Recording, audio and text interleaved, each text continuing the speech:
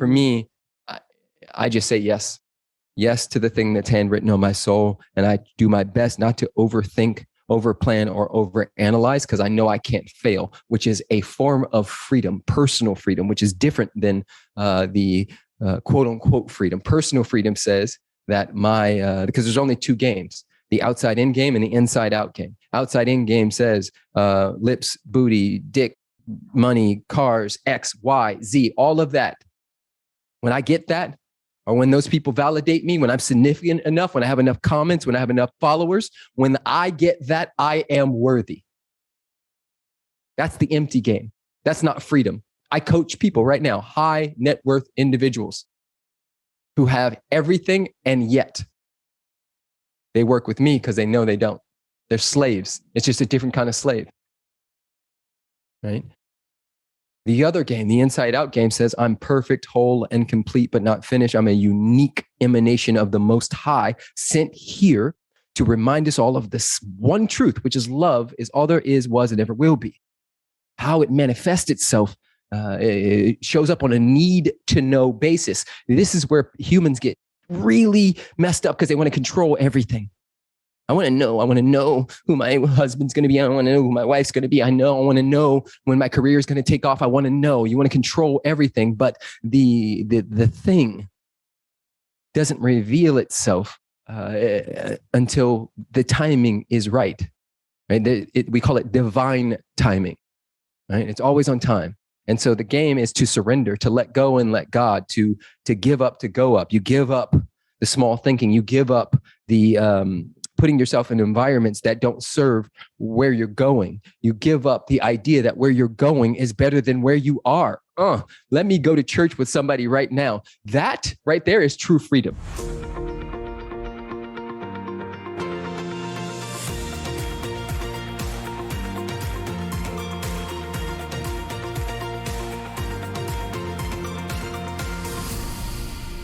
Welcome my guest, Preston Smiles. He is unapologetically himself and is the epitome of someone who is committed to the work and humanity.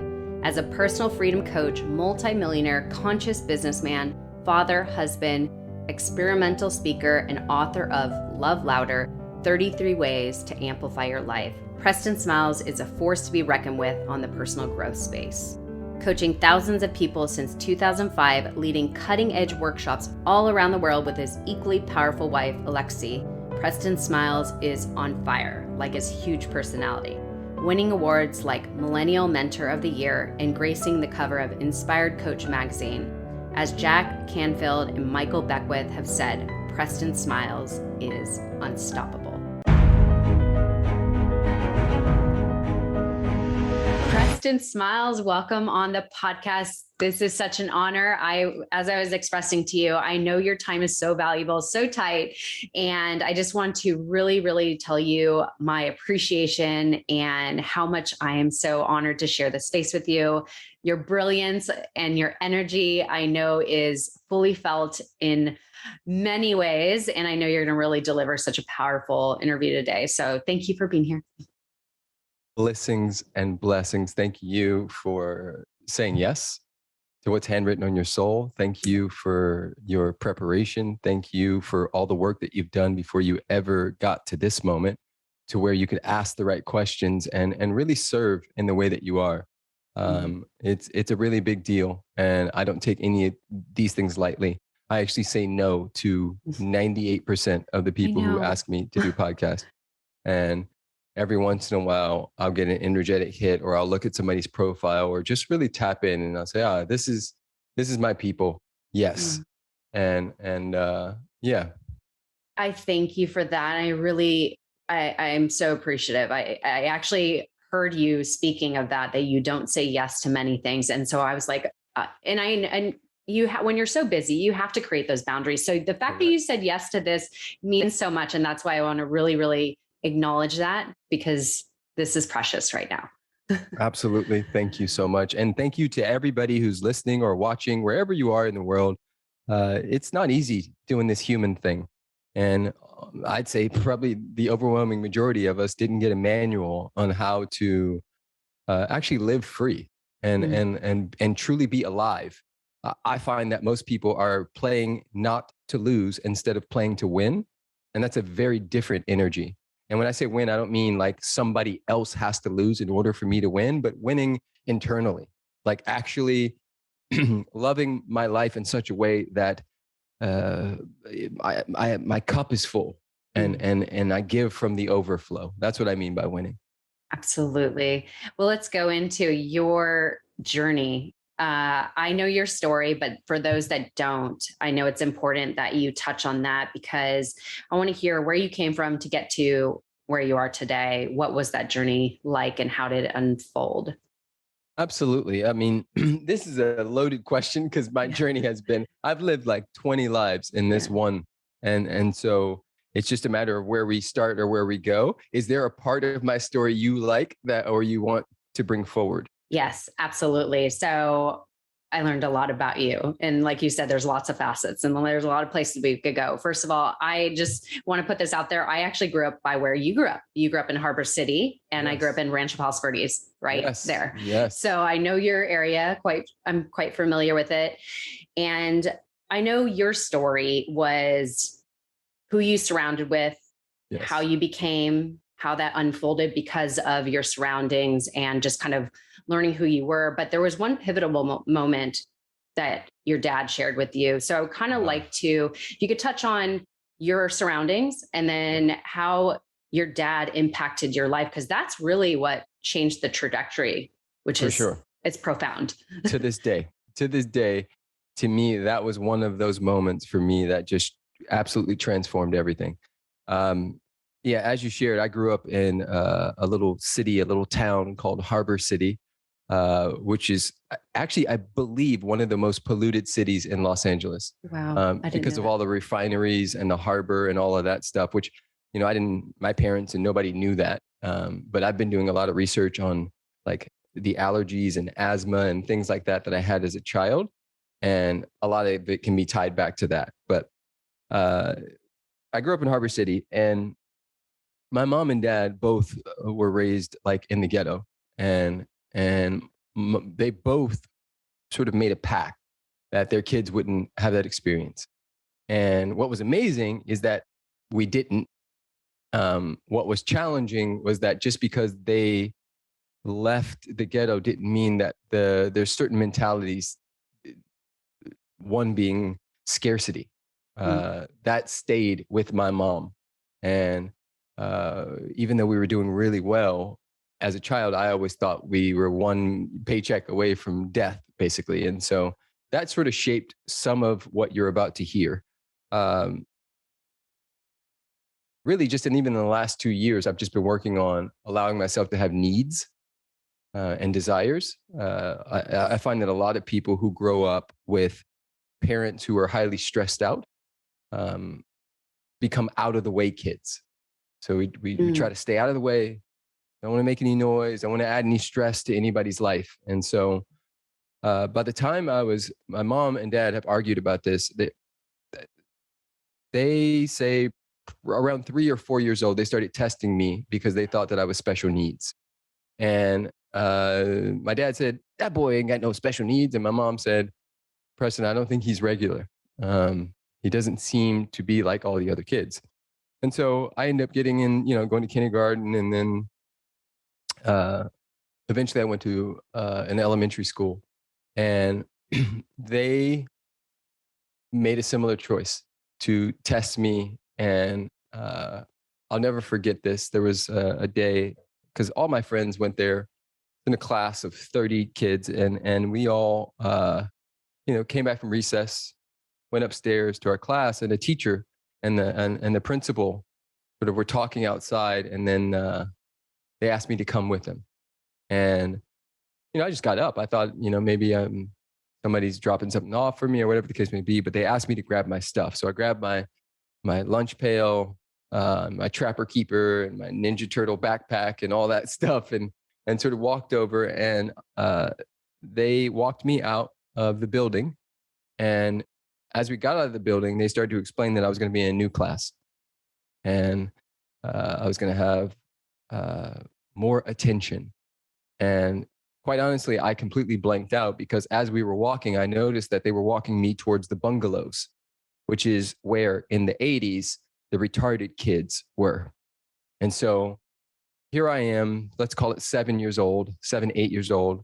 And I'm walking over to the bungalows. And all I can think to myself is, I'm retarded.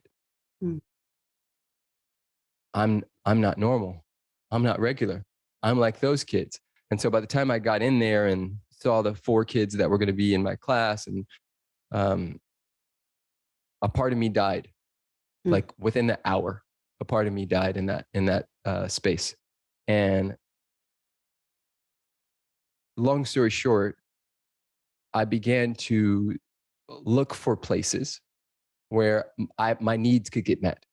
I began to look for people, groups, friends where I could experience myself as something other than the black sheep or the stupid one or whatever you want to call it. And because my friends and nobody ever talked about the fact that I was in this special education class, and because the LAUSD Unified School District didn't at the time say, hey, Preston, you tested like a toddler in this area, but you tested like a 7th grader in this area. They just looked at the parts where I didn't measure up and put me in a class. And I ended up joining like a gang essentially.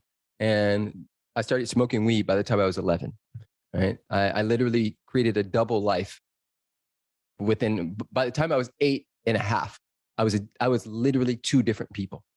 At home, I was out of the way. I was a nice kid, really, whatever mommy needs, whatever daddy needs. If they ask me, hey, do you want $5 for lunch? I'd say, no, I'll just take $2.50. Right? Like I was very aware of everybody else's needs. And so the story I made up was like, there's no space for me at home. There's no space for me at school. There's only space for me with my friends who really see me, who really get me. And so when my friends started smoking weed, I started smoking weed.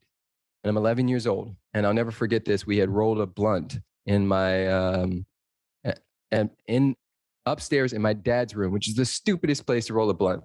And they left the papers in the toilet. And my dad, because he also had, been delving in different things that were considered drugs at the time, he knew exactly what it was. And to wrap this story up, because this actually just transformed my entire life, I thought I was going to get in trouble. I thought he was going to whoop me. I thought he was going to beat me. I didn't know what was going to happen. And he said, I want you to take 24 hours and I want you to think about everybody you know who smokes weed.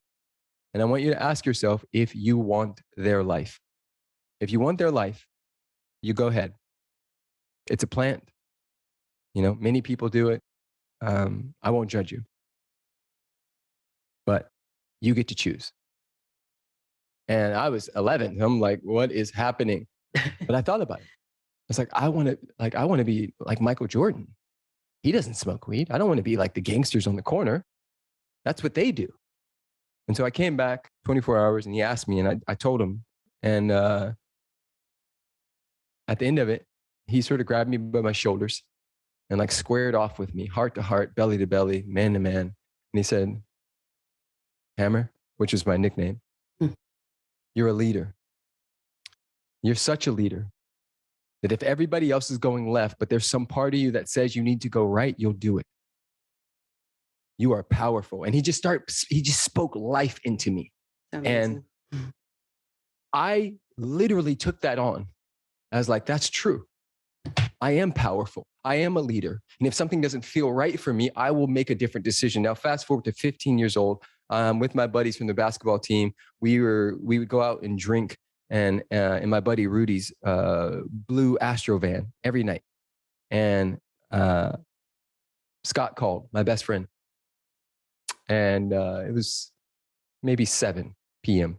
And he called and he was like, yo, you coming out? And I got this intuitive hit. Now, at the time, at 15, I couldn't spell intuitive. I never knew what intuitive meant. But there was something in me, like my dad said, that if something in you doesn't feel right and everybody's going left, but you know that you need to go right, you'll do it anyway. And I heard his voice. And I said, nah, man, I'm going to chill tonight. He was like, what? Don't be a little bitch. You coming out? I'm like, nah, man, I'm going to chill tonight. Like, all right, we'll catch you tomorrow. Scott and I used to fight over the front seat, play that game, shotgun. Because I wasn't there, he got the front seat. And they pulled up to a 7-Eleven in Gardena, California. And a disgruntled young guy who had just gotten out of prison and found out his girlfriend had been cheating on him or something like that, was parked next to them. And the guy said, looked at Scott and he was like, "What are you looking at?" And Scott, being a 16-year-old stupid kid, said, "I'm looking at you, bitch," and then turned back. The guy pulled out a semi-automatic, shot Scott in the head, and shot every single person in that blue Astro van that I was in the night before that, and the night before that, and the night before that. He shot everybody. And I was a kid, I was 15. I didn't know how to process it. I had survivor's guilt for years, but it scared me enough to send me to Pittsburgh, Pennsylvania, where a lot of amazing things happened. And I ended up going to college, and I cheated my way through college, and then got into grad school and decided I wasn't going to cheat and got straight A's, valedictorian, the whole thing, like top of the class kind of deal. And ended up moving to LA, got a heart condition, didn't want to die. The heart condition came from stress, by the way. Didn't want to die, stress and food. Didn't want to die. So my girlfriend's mom at the time said, "Preston, I know you're dyslexic," which is a part of why they put me in the special education classes. But I got this book by Jerry and Esther Hicks called Ask and It Is Given. And I think that you need to look at this. And I read that book, and that was the first, let's call it spiritual transformation, personal development book I had ever read. And by the time I got 3 pages in, it said, "Your thoughts become things and you create your own reality." And I dropped the book from anger, because here I am, a 25-year-old man. I've never heard this in my life. Nobody, my mom, my dad, nobody has ever said these words. None of my friends, nobody. And that was 25. I'm now 41. That was the beginning of my career, if you may call it, a calling on my heart. And I mean that quite literally, for me to not just reawaken and find freedom in myself, but to wave the flag, to climb the mountain and climb back down the mountain to get as many people as possible. And that's why I'm here today. Okay, I know. It's so much. It's remarkable. And just hearing the story, hearing you speak it again, it's just like I see it as it's happening and how it's unfolding. And first of all, your dad, what he spoke to you, oh my goodness. Number one, the way he didn't demand something on you. Because when you're a kid, it's like when you force a kid to do something, they're going to rebel. Yeah. The way he presented it to you was so beautifully articulated. And I'm sure you're now a father of almost 4 kids. So I'm sure you've learned a lot from how he spoke that to you. And yes. I just really want to pull that out, because it's pretty remarkable that he gave you the choice. And luckily you made that choice. I mean, anyway, listening to this right now, there's so much more to your story. This is just like one tipping point. And I love it. So I would love to know, as you said, you didn't know what intuition was back then, but I want to know how you continue to stay connected to that intuition that you, again, didn't really know, but how did you, obviously it was a pivotal moment where you realized there's something to my thoughts, and that's going to predict my outcome. So how did you stay connected to that intuition?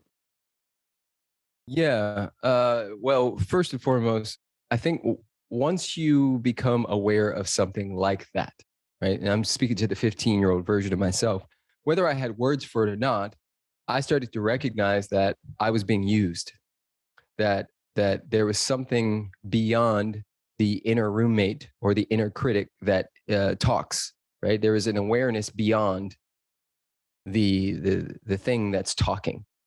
And I teach now, and this is, we just know this, there's 3 centers of intelligence: the mind, the heart, and the gut. And for me now, intuition comes in the form of first thought, because the first thought for me is the truest thought. The second thought, I'm maybe doubting the first one. The third thought, I'm like in a conversation about why I even thought it in the first place. By the time I get to the 7th thought about that initial thing that was go kiss her, go do the thing, start the business, run over there, hug that person, ask them if they need help, whatever that is. By the time I get to the seventh thought, I've talked myself out of the thing that was right there and true. And so that's how I figure it out now. Back then, I just sort of stumbled around and it kept happening. I kept hearing this sort of like still small voice, this whisper, this tap, this body hit. Don't do that. Right? Whatever the case may be, it would just be there, and I would go with it.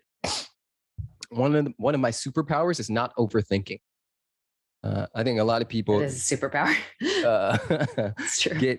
get paralyzed by their thinking, and I don't identify with the inner critic. I call him P Murder, and because oftentimes when he shows up, he's trying to murder some things. He's trying to talk me out and sabotage my life, and so. To the best of my ability, I don't identify with the voice in my head because I know that I am the consciousness holding the voice and not the voice itself, because I can't stop the voice. And the voice says stupid stuff and comments on microphones and the color of your shirt and how dark your hair is and the plant in the background and all the other things. The voice goes off, but the consciousness remains. And I've had the good fortune of seeing people, years later, 2015, one of those. You can look this up on the internet. I was sitting with a friend, and that intuitive hit came. You got to go right now. And I was like, in my head, I went, now? We just sat down. I'm in New York. I haven't seen this friend in forever. We just sat down. And the voice said, you got to go right now. Go to Barney's. It was like I was trying to buy boots, right? And I'm like debating with the voice, but I know to listen to it. So I tell my buddy, hey man, I got to go. It's like, all right, we just got here. You got to go? Yeah, I got to go. So I'm not from New York. I don't know much about it. I figure out what train I need to take. I get down the thing and the train's taking off. It was leaving as I was getting there. So I missed the train. And I had been teaching previous to this about how many times, even 9/11, since this just passed, right? How many people missed their flight? Yeah. How many people didn't go to work that day? How many people, got caught up in something and weren't in one of those planes or weren't in the trade center?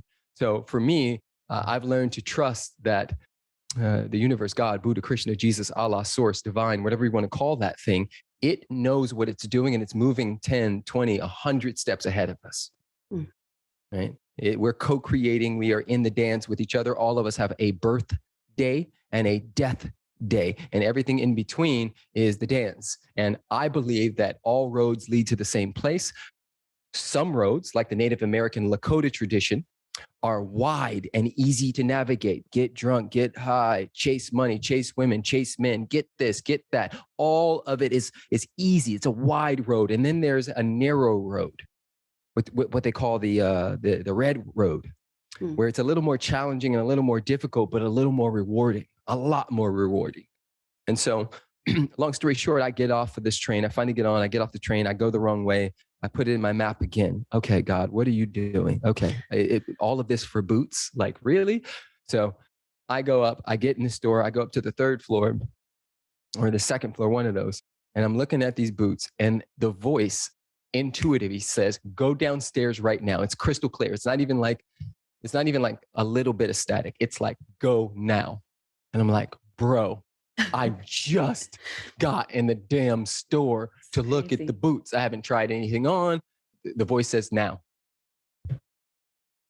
So this is the same voice that led me to meet Alexi when I was on a blind date. So just so you know, I've been listening to it for a long time. Yeah. And there's a lot of beautiful stories I know you've shared. Yes. I love it. I haven't heard this one, so go ahead. So I'm like, okay, whatever. I walk downstairs. I open the door. I turn to the left. I take 3 steps and then I hear, skirt, no. Bang. I look up in the air and there's a woman flying over a taxi. She hits the ground head first. Oh my goodness. Brains. Her brains splatter out the back of her head. This is the day before Mother's Day. Her name is Amelia Sturrental. For any of you who want to look this up while I'm talking about it, you'll find it. I instantly knew. When I say instantly, I instantly knew why I was there. I ran to her. It was so bloody and so gory that, and this is the day before Mother's Day, everybody didn't want to look on the streets of New York. Yeah. Everybody just, brain splatter out the back of her head. She's gasping for air. A nurse was on this side of the street. A doctor was on this side of the street.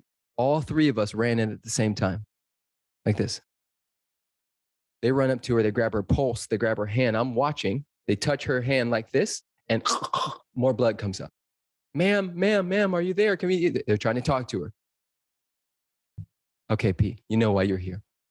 So I drop in, and I go silent, and I go down to her feet, and I just hold the bottom of her feet and go into an altered state, and I say, hey, I don't know who you are, but clearly we're supposed to be here together. If today is the day, if right now is the moment, I just want you to know that you're not leaving without anybody right here caring about you. And I just sit in silence and I listen and we breathe together, right? There's just this thing. And then there's this moment. This could have been 7 minutes. It could have been 7 seconds. I have no clue because I went out. I was gone. I lightly heard the paramedics in the background. But there was a moment when the voice said, open your eyes. It's time. And so I opened my eyes and she took the last breath. And for me, this was, yes, traumatizing. And I had a little bit of PST. I still do to some degree when it comes to taxis and running across streets and things like that. But bigger than that was the gift of having the opportunity to be there for somebody transitioning. It literally changed how I live. Her death changed how I live. It reminded me that we are not these skin suits, because I saw her leave. Right? They didn't pronounce her dead, and you'll find it in the articles for those of you who look it up, until she, quote unquote, got to the hospital. But I saw her die. I knew when it happened. And this was another one of those moments where that voice has just been leading me. It's even this, right? Like I told you, I'll intuitively tap in. Is this a yes? Is this a no? It's a no. Cool. We're good. We'll keep it moving. Even if it's a big opportunity with X, Y, and Z, it's a no. Because the voice, well, I'll call it, it's bigger than the voice. The higher self, the angels, the guides, our ancestors, whatever you want to call that, it could be all of them. I've actually had a mushroom ceremony where all of them came and said, we got you. And we've been got you. You don't even have to come back to mushrooms. We got you, homie. You are here for something big. Right? I've had that kind of confirmation in ceremony. And so for me, I just say yes.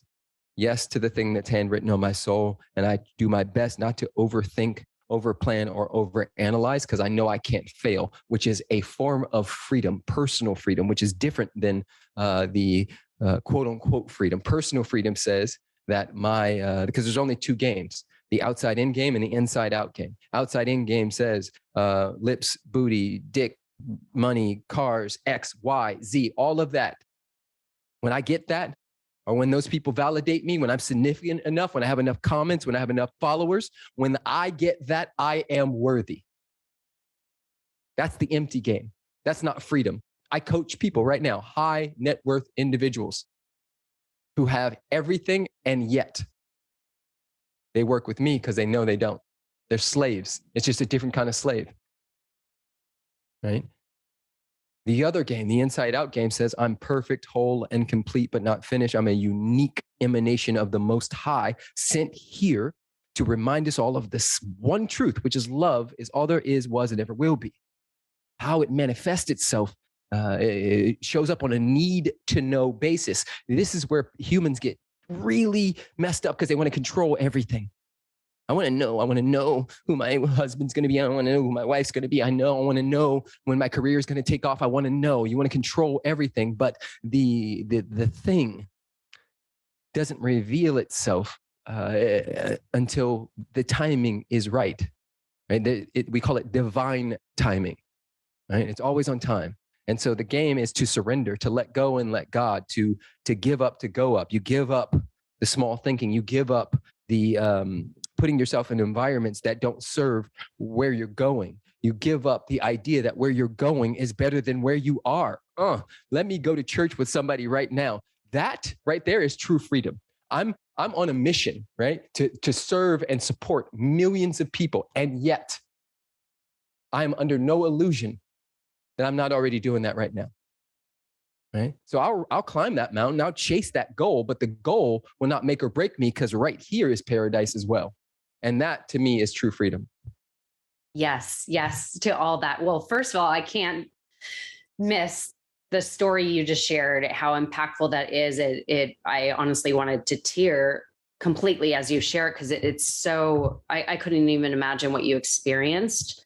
And it's just so amazing that you are so aware of those intuition hits that you have. And I think it takes time for people to get there. I think it's accessible to all of us. Mm-hmm. As long as we have the intention to get there, you know what I mean? Is actually being aware enough and creating that space and time.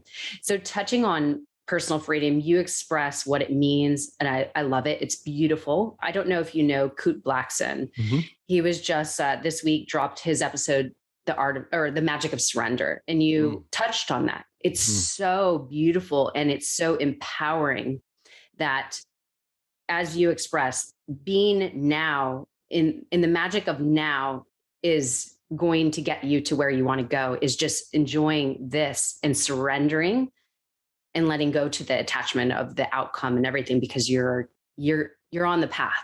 Yes. And so it's so beautiful. I love that. So talking about personal freedom, how does one get to that point? I know that's a loaded question, but yes. I love how you share personal freedom. I think it's something, as you mentioned, people could have all the success in the world, but they're hurting internally. And we know that comes from past trauma, our childhood, which you've experienced yourself. So in arriving to this, or I don't think you ever arrive, but feeling this personal freedom that you experience, we must work through those traumas, our beliefs, the things that keep us trapped. So how do we do that? Yeah. This goes back to what I was speaking about earlier, where all roads lead to the same place. The how is, I can speak to many hows, if that makes sense. So somebody asked me, because I have a coaching institute called Elementum with Stephanos and Christine Hasler and Alexi, my wife. And somebody asked on the Q&A yesterday or the day before, do you need to do shadow work in order to be free? And I was like, absolutely not. You don't need to do anything. Somebody can easily or not easily, but somebody can go through the journey of remembering and coming home to themselves by tapping into the highest heights of joy and celebration. So it's not needed to go into your childhood and figure out every single thing that ever traumatized you, as long as you know that the body remembers what the mind forgets. And the body is a living library that stores everything we've ever been through. And so going through somatic exercises, somatics means wisdom of the body. And if you remember speaking earlier, to me, this is one of the biggest things. We think that we can figure it out in our heads, in our mind, but the body has its own intelligence. And so doing primal screams once a week, right? You want to ask how? Do a primal scream once a week and watch what happens to your life. Right? Grounding yourself in nature, huge. So important. The actual earth has an electromagnetic field. Take your shoes off, put your feet in grass or dirt. Let the sun hit your face. Game changer. Asking powerful questions. I was in line. Goes back to all these stories I have. I was in line to become a pastor, Wow. and I was going through a process, and I quit it. I actually quit twice, and we were in a power of prayer class, and we were reading a book called The Science of Mind by Ernest Holmes. And I'll never forget this line because I hope this resonates with you as well. The line said, to get your questions answered and your answers questioned. For me, this was the ultimate. I mean, it literally bent my brain. I'm going to say it again: to get your questions answered. Now, I'm going to take you on a journey. Anything you type into Google, anything you type into God, will give you an answer. If you type in Google, why am I so fat? Why do I sabotage everything? Anything you put in there, Google, God will say yes. Here's a bunch of articles to prove why you're so fat. Here's a bunch of articles to prove why you'll never be the marrying type. Here's a bunch of articles to prove why you will sabotage every business you ever have. So the question is what are we typing into Google? And even if we do type something disempowering into Google, AKA God, and this is, I don't mean that, but I'm drawing the parallels. What takes it to the next level is, yes, you asked that question, but now question the answer. Literally look at, like, is that true though? Like, is that a fact?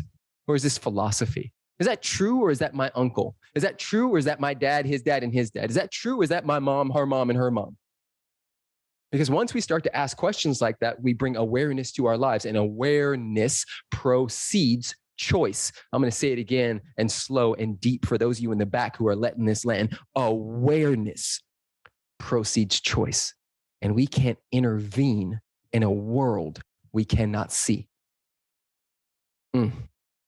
Exactly. Let that in. I love it. Oh, it's so good. And actually, you have stated the moment you're in choice, you are in power. Choice is, I think, one of the most freeing things we all have. So can you explain this a little deeper? Where, like that moment you're in choice. Yes. How that could change the trajectory of your life. So when I'm teaching in some of my programs, I have a program called Stretch 22, and we go deep into this.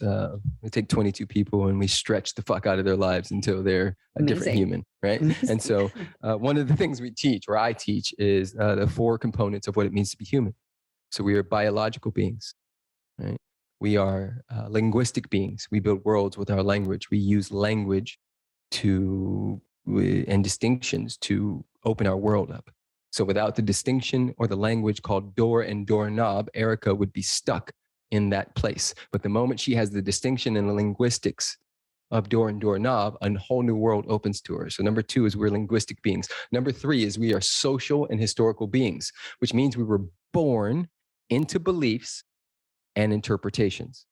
Number 3, we are social and historical beings born into beliefs and interpretations. Now I'm going to stop there because this is where the juice is. Awareness proceeds choice. And you can't intervene in a world you can't see. You can't do shit. You cannot change jack crap about your life if you can't see your life.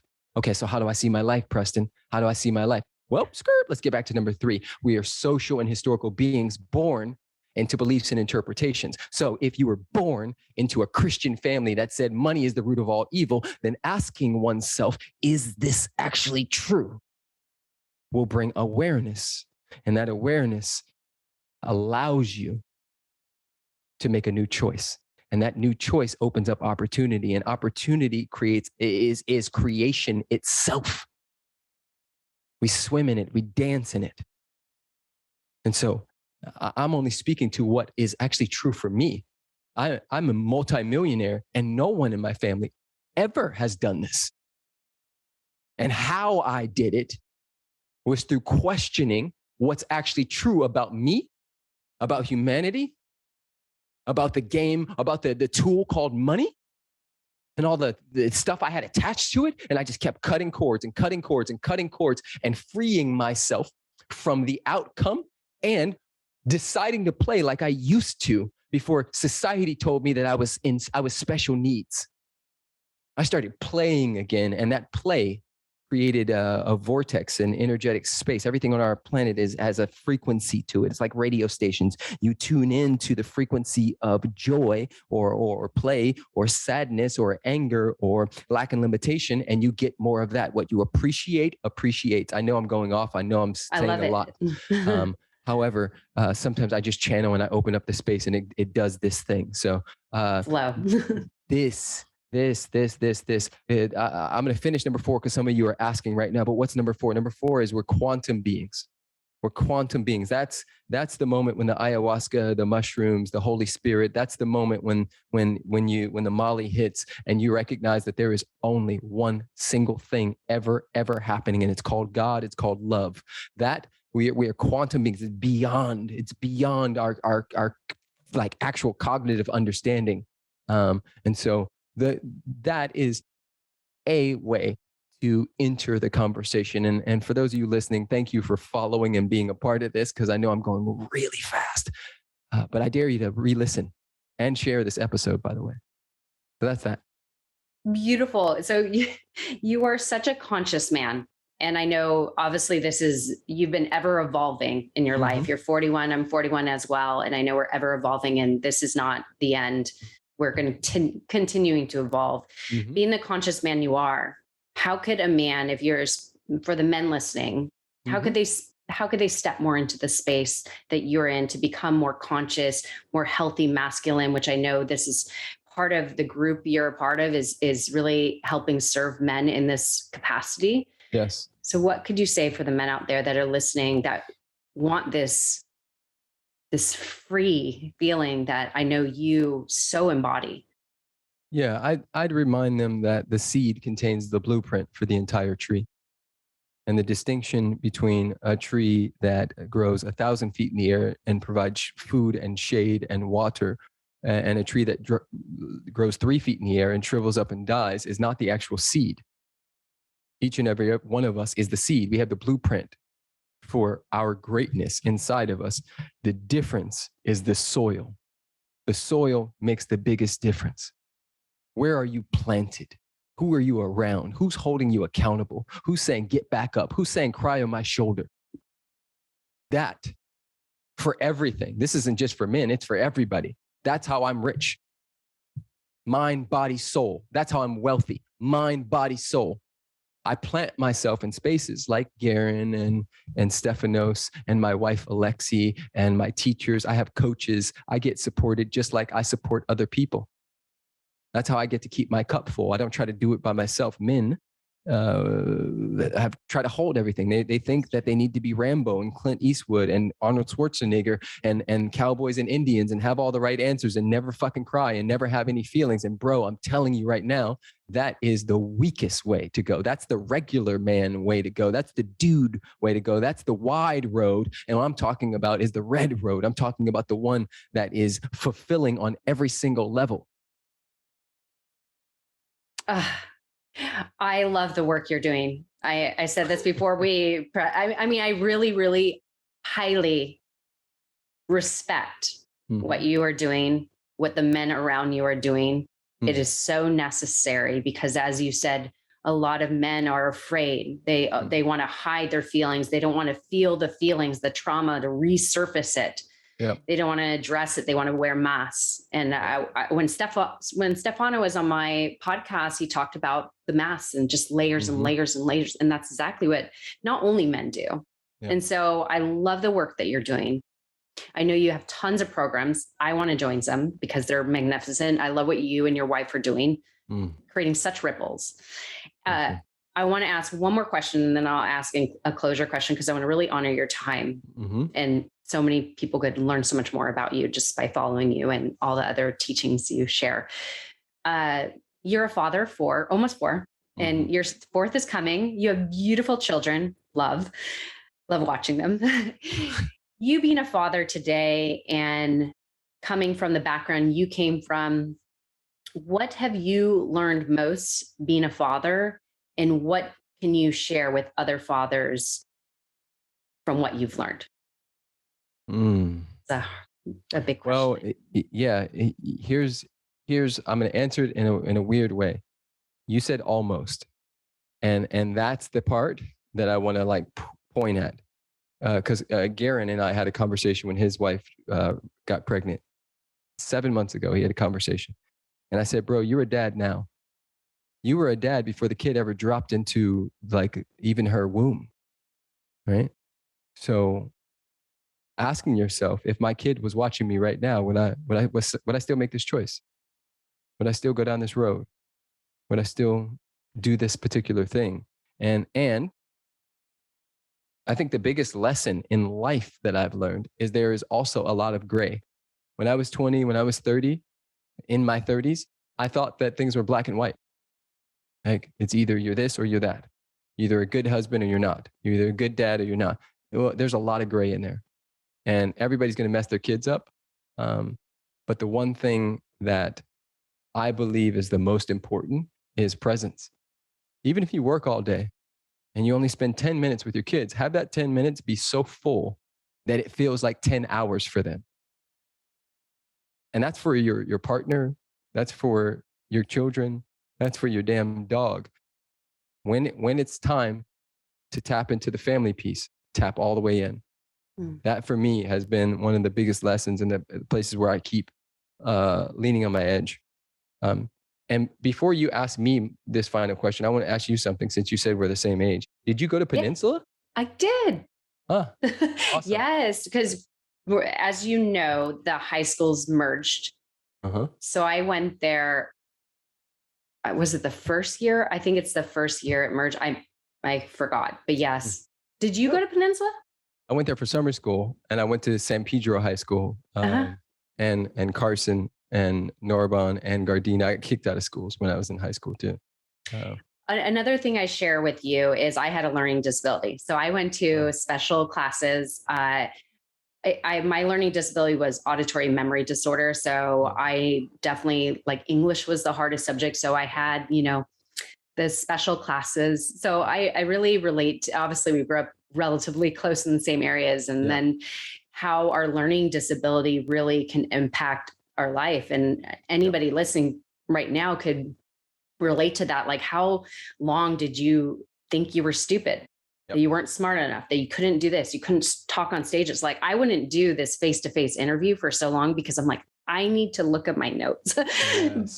And so it took me a long time, but for anybody, it's like, you just need to do the thing, just one step forward, one step again, one step again. And eventually you'll develop that confidence. Like, I could really do this. Like, I'm not stupid. Like everybody's, uniquely gifted, so. Correct. Yeah. Okay. So final question. You kind of already shared a lesson, but this is going to go just as wide as you want to take it. If you were to share something that you have learned in your life, a powerful lesson that you feel anybody needs to hear right now, what would it need to be?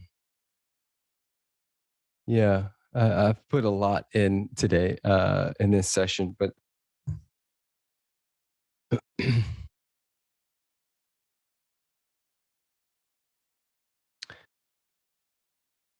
slow down to the speed of wisdom.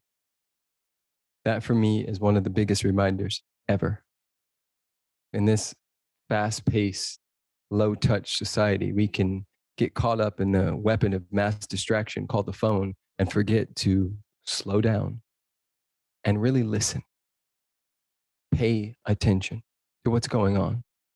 Allow ourselves to be held and find out what wants to come through. I think a lot of people distract and they go from one thing to the next, to the next, to the next until they are in bed and the phone's in their hand while they're in bed and they're texting, and then they wake up and they're right back at it, and there's no space. There's no space for stillness. There's no space for calm. There's no space for Mother Earth to have a conversation. So for me, that would be one of the most important. I love that. I think that's so essential, is creating that space, because without that space, you'll be life will be running you. You're not running your own life. Yes. Beautiful. Oh my goodness. Preston Smiles, this has been such an honor. So much you shared today, so much value. So I deeply appreciate your time. Thank you. I want to send all my blessings to you and Alexa for the new baby that's on its way. And again, thank you for all you're doing in this world. You're making such an impact, creating ripples in the world. So I thank you. I acknowledge it and I appreciate you. Thank you. Blessings and blessings.